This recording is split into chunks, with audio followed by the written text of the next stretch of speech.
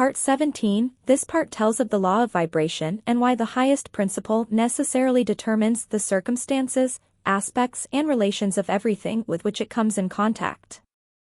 It tells why and how a knowledge of these higher forces makes all physical force sink into insignificance. It explains the nature of concentration. It tells something of the practice of concentration, tells something of the results of concentration. It tells how the mind may become a magnet, how it may irresistibly attract the conditions which it desires. It tells why it is necessary to be in order to have. It tells how to unfasten the prison bars of weakness, impotence, and self-belittlement and realize the joy of overcoming obstacles. It tells how the intuitive power is set in operation and how this inevitably leads to success. It tells of the difference between real power and the symbols of power, and why the symbols turn to ashes just as we overtake them. Introduction. Part 17. The kind of deity which a man, consciously or unconsciously, worships, indicates the intellectual status of the worshipper. Ask the Indian of God, and he will describe to you a powerful chieftain of a glorious tribe. Ask the pagan of God, and he will tell you of a god of fire, a god of water, a god of this, that and the other. Ask the Israelite of God, and he will tell you of the God of Moses, who conceived it expedient to rule by coercive measures, hence, the 10 Commandments. Or he will tell you of Joshua, who led the Israelites into battle, confiscated property, murdered the prisoners and laid cities waste. The so-called heathen made graven images of their gods, whom they were accustomed to worship, but among the most intelligent, at least, these images were but the visible emblems which they used to facilitate mental concentration on the qualities which they desired to externalize in their lives. We of the 20th century worship a God of love in theory, but in practice we make for ourselves graven images of a wealth, power, fashion, custom and a conventionality. We fall down before them and worship them. We concentrate on them and they are thereby externalized in our lives. The reader who masters the contents of Part 17 will not mistake symbols for reality. He will be interested in causes, rather than effects. He will concentrate on the realities of life, and will then not be disappointed in the results. Part 17, 1. We are told that man has dominion over all things. This dominion is established through mind. Thought is the activity which controls every principle beneath it. The highest principle by reason of its superior essence and qualities necessarily determines the circumstances, aspects and relation of everything with which it comes into contact. 2. The vibrations of mental forces are the finest and consequently the most powerful in existence. To those who perceive the nature and transcendency of mental force, all physical power sinks into insignificance. 3. We are accustomed to look upon the universe with a lens of 5 senses, and from these experiences our anthropomorphic conceptions originate, but true conceptions are only secured by spiritual insight. This insight requires a quickening of the vibrations of the mind, and is only secured when the mind is continuously concentrated in a given direction. 4. Continuous concentration means an even, unbroken flow of thought and is the result of patient, persistent, persevering and well-regulated system. 5. Great discoveries are the result of long-continued investigation. The science of mathematics requires years of concentrated effort to master it, and the greatest science, that of the mind, is revealed only through concentrated effort. 6. Concentration is much misunderstood. There seems to be an idea of effort or activity associated with it, when just the contrary is necessary. The greatness of an actor lies in the fact that he forgets himself in the portrayal of his character, becoming so identified with it that the audience is swayed by the realism of the performance. This will give you a good idea of true concentration. You should be so interested in your thought, so engrossed in your subject, as to be conscious of nothing else. Such concentration leads to intuitive perception and immediate insight into the nature of the object concentrated upon. 7. All knowledge is the result of concentration of this kind. It is thus that the secrets have been wrested from heaven and earth. It is thus that the mind becomes a magnet and the desire to know draws the knowledge, irresistibly attracts it, makes it your own. 8. Desire is largely subconscious. Conscious desire rarely realizes its object when the latter is out of immediate reach. Subconscious desire arouses the latent faculties of the mind, and difficult problems seem to solve themselves. 9. The subconscious mind may be aroused and brought into action in any direction and made to serve us for any purpose, by concentration. The practice of concentration requires the control of the physical, mental and psychical being. All modes of consciousness, whether physical, mental or psychical, must be under control. 10. Spiritual truth is therefore the controlling factor. It is this which will enable you to grow out of limited attainment and reach a point where you will be able to translate modes of thought into character and consciousness. 11. Concentration does not mean mere thinking of thoughts, but the transmutation of these thoughts into practical values. The average person has no conception of the meaning of concentration. There is always the cry to have, but never the cry to be. People fail to understand that they cannot have one without the other, that they must first find the kingdom before they can have the things added. Momentary enthusiasm is of no value. It is only by unbounded self-confidence that the goal is reached. 12. The mind may place the ideal a little too high and fall short of the mark. It may attempt to soar on untrained wings and, instead of flying, fall to earth, but that is no reason for not making another attempt. 13. Weakness is the only barrier to mental attainment. Attribute your weakness to physical limitations or mental uncertainties and try again. Ease and perfection are gained by repetition. 14. The astronomer centers his mind on the stars and they give forth their secrets. The geologist centers his mind on the construction of the earth and we have geology. So with all things. Men center their minds on the problems of life, and the result is apparent in the vast and complex social order of the day. 15. All mental discovery and attainment are the result of desire plus concentration. Desire is the strongest motive to action. The more persistent the desire, the more authoritative the revelation. Desire added to concentration will wrench any secret from nature. 16. In realizing great thoughts, in experiencing great emotions that correspond with great thoughts, the mind is in a state where it appreciates the value of higher things. 17. The intensity of one moment's earnest concentration and the intense longing to become and to attain may take you further than years of slow normal and forced effort. It will unfasten the prison bars of unbelief, weakness, impotence and self-belittlement, and you will corn into a realization of the joy of overcoming.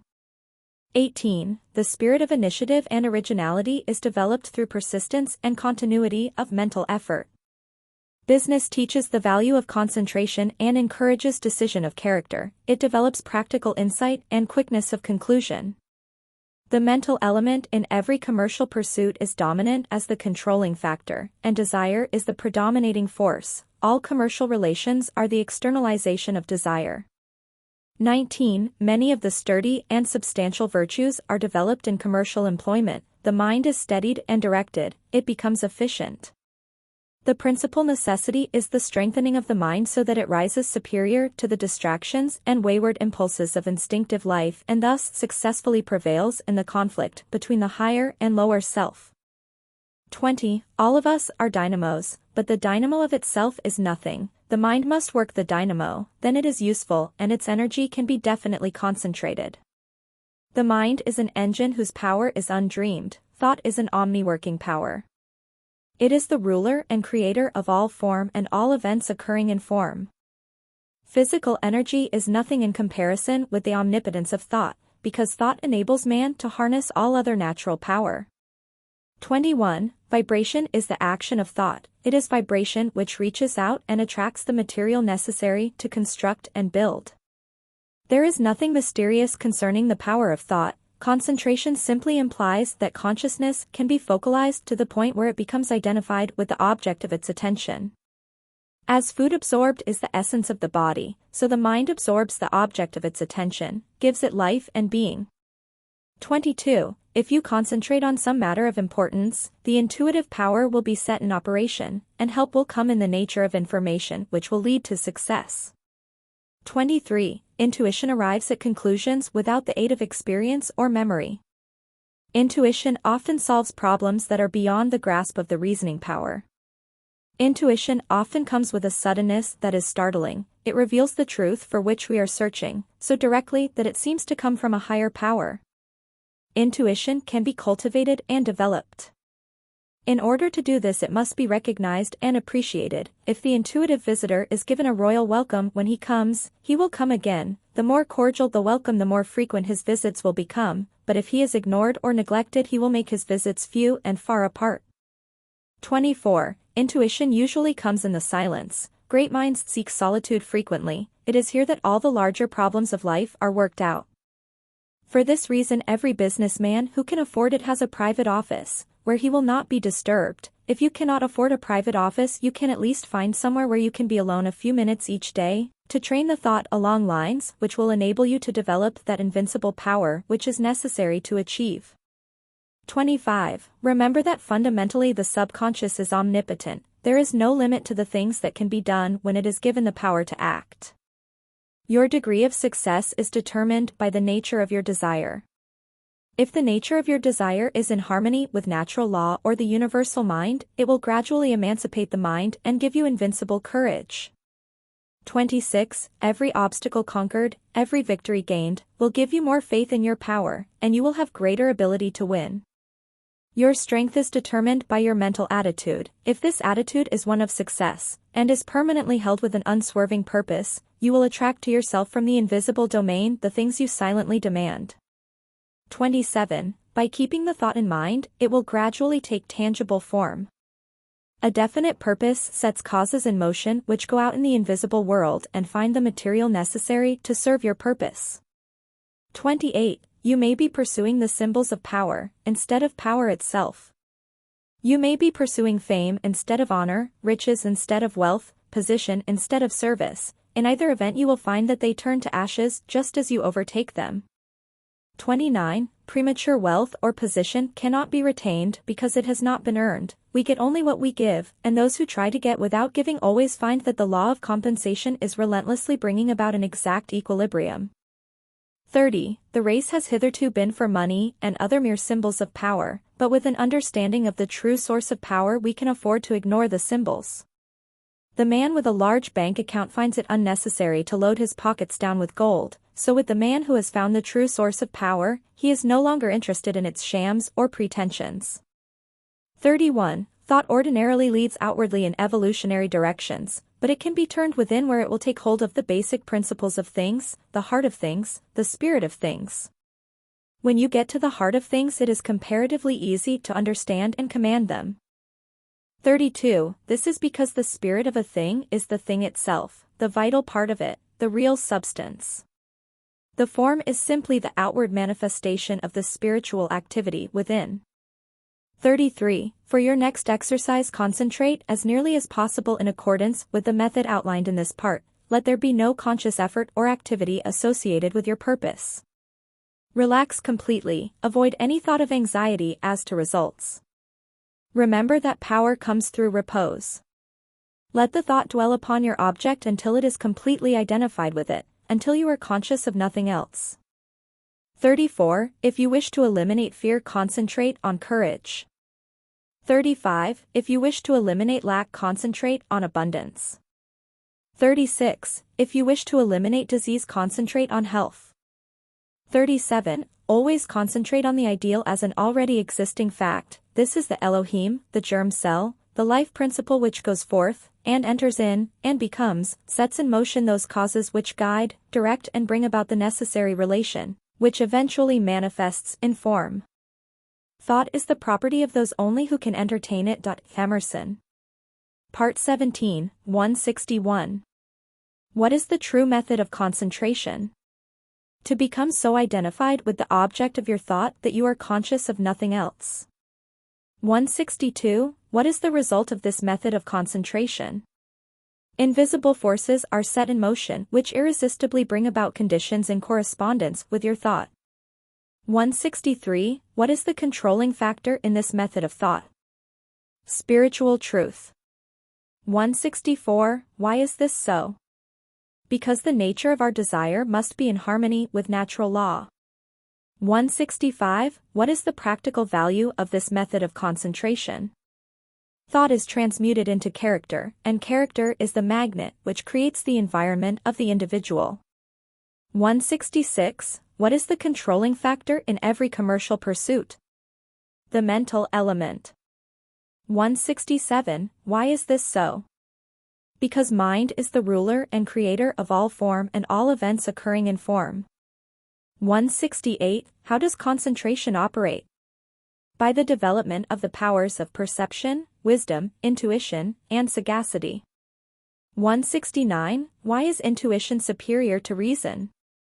Because it does not depend upon experience or memory and frequently brings about the solution of our problem by methods concerning which we are in entire ignorance. 170. What is the result of pursuing the symbol of the reality? Symbols frequently turn to ashes just as we overtake them, because the symbol is only the outward form of the spiritual activity within. Therefore, unless we can possess the spiritual reality, the form disappears. The greatest events of an age are its best thoughts. It is the nature of thought to find its way into action. Bovey.